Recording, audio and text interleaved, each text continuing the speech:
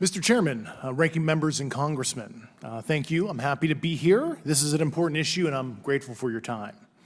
My name is David Charles Grush. I was an intelligence officer for 14 years, both in the U.S. Air Force, both active duty, Air National Guard, and Reserve, at the rank of major, and most recently from 2021 to 2023, at the National Geospatial-Intelligence Agency, NGA, at the GS-15 civilian level, which is the military equivalent of a full bird colonel. I was my agency's co-lead in unidentified anomalous phenomena and transmedium object analysis, as well as reporting to the UAP task force, UAPTF, and eventually, once it was established, the All-Domain Anomaly Resolution Office, AARO. I became a whistleblower through a PPD-19 urgent concern filing in May 2022 with the Intelligence Community Inspector General. Following concerning reports from multiple esteemed and credentialed current and former military and intelligence community individuals that the U.S. government is operating with secrecy above congressional oversight with regards to UAPs. My testimony is based on information I've been given by individuals with a long-standing track record of legitimacy and service to this country, many of whom also have shared compelling evidence in the form of photography, official documentation, and classified oral testimony to myself and my various colleagues. I have taken every step I can to corroborate this evidence over a period of 4 years while I was with the UAP task force and do my due diligence on the individual sharing it. This is because of these steps, I believe strongly in the importance of bringing this information before you.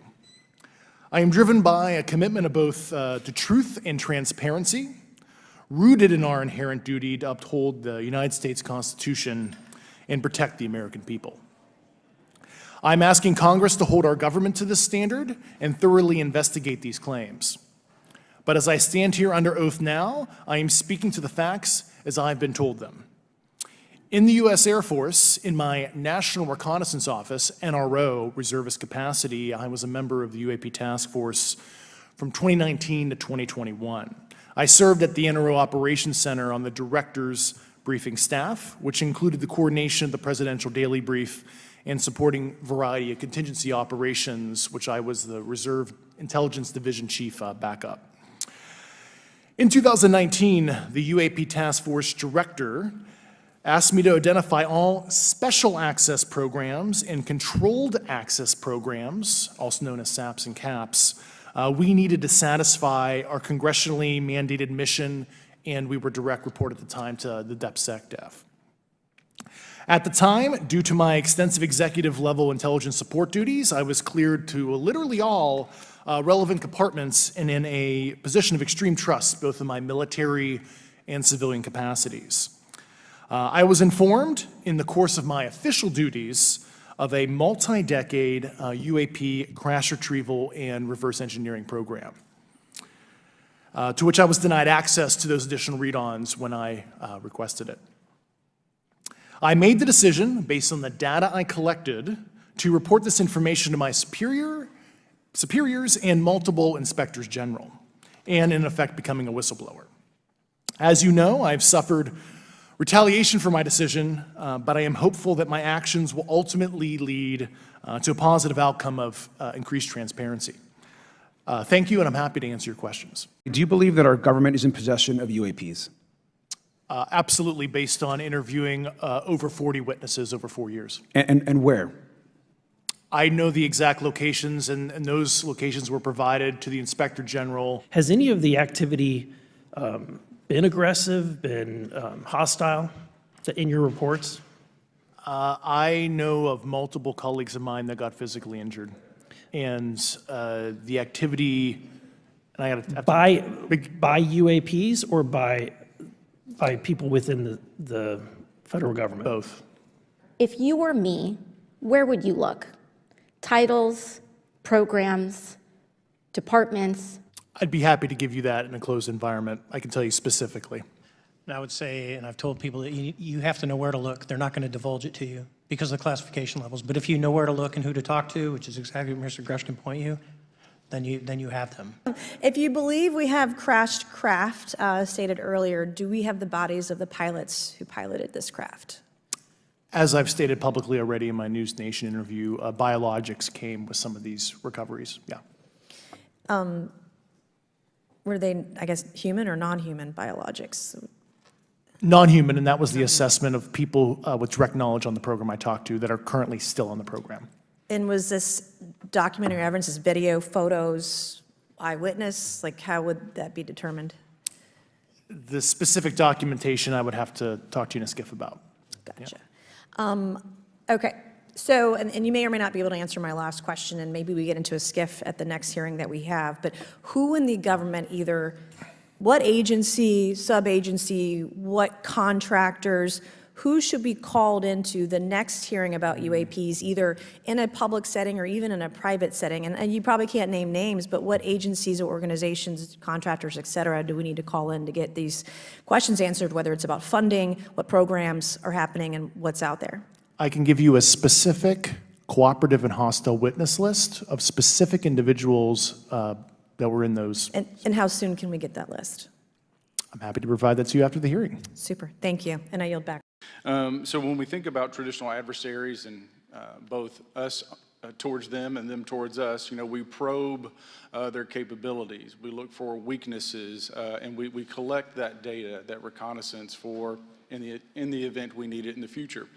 For each of you, yes or no question, based off of your own experience or the data that you've been privy to, is there any indication that these UAPs could be essentially collecting reconnaissance information? Mr. Graves? Yes. Mr. Grush? Fair assessment, yeah. Mr. Fravor? Very possible.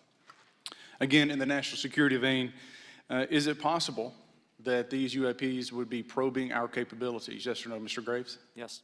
Grush? Yes. Fravor? Definitely.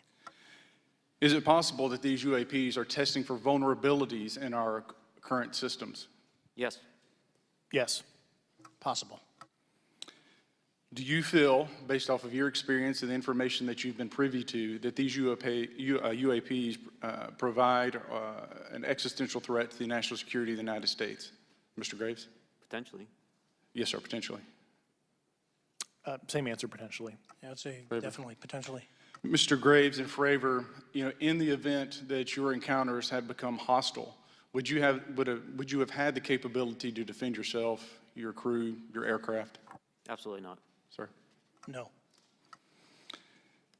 Is, based off of the information that you've been privy to, is there any indication that these UAPs are interested in our nuclear technology and capabilities? Yes. By external observation, sure, that could be a fair assessment, yeah. Yes. Is there any indication that the Department of Energy is involved in UAP data collection and housing? I don't have an answer. I can't confirm or deny that in a public setting. And could you do it in a secure setting? Yes. Mr. Fravor? No, I don't know. Mr. Chairman, you know, I think I'm the last member to go, but there clearly is a threat to the national security of the United States of America. As members of Congress, we have a responsibility to maintain oversight and be aware of these activities so that, if appropriate, we take action. I would encourage the chairman to demand that we have any and all, but in particular Mr. Grush, talk to us in a skiff.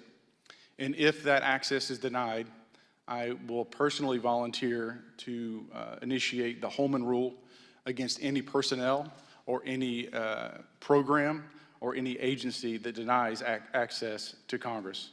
Mr. Chairman, with that, I will yield the remainder of my time to my fellow colleague from Tennessee, Mr. Burchett. I just wanted to follow up on Representative Raskin's questions. In the last couple of years, have you had incidences that have caused you to be in fear for your life for addressing these issues? Yes, personally. Okay. Yeah. I just want everyone to note that he's coming forward in fear of his life. To put in perspective, if they were really not scared about this information coming out, why would someone be intimidated like that? You know, it's still an uphill battle, though. I mean, every step of the way has been. This made you realize that we are not alone? I knew it before. I didn't need this. But I'd seen enough. I've seen enough, and I would hope that you all would get that opportunity to see what And we've I'm sure seen. you guys have heard enough too. I mean, you heard the testimony of some of the technology. Representative Ogles asked some great questions, but when you have a senior military pilots and officials saying that there's technology that they don't believe is from us, from humans. And also, you got to realize, 3 United States congressmen were denied by our military. We're supposed to be telling them what to do, not the other way around. And so we're going to continue on that path. You both have talked about the intelligence community also. Andy wanted to say something. Well, I just think it should be noted, I posed the question, does UAP technology potentially pose an existential threat to the national security of the United States of America? And all 3 of the witnesses answered yes. Congress has a responsibility now to move forward aggressively to get to the answers to these questions, even if it's in a secure environment. Towards the end of the hearing, you all spoke about reverse engineering. I just want to hear, what do you think about the situation, as well as what are legislative approaches that you can take to ensure transparency? Well, reverse engineering, of course, we're talking about something that we have no concept of. So it's like, I'm a motorcycle guy. So if I took a Harley Davidson or one of the new Indians and took it back to the people on the Mayflower, yeah, they could shine it. They wouldn't be able to fix the carburetor. They wouldn't be able to change the plugs. They might be able to figure out where the gas goes. They might get it started. But that's sort of where we're at with the reverse engineering. It's just so much ahead of us. But the question you have to ask, and it was alluded to in there, was that it's been handed off to people within the business community so that there is no FOIA, that you all in the press have no access. So, where does the line end and where does it begin between the government and big business? And I think it'd be wise for you all to start looking at some financial disclosures of some of those corporations, some of the people who do the stonewalling in this town.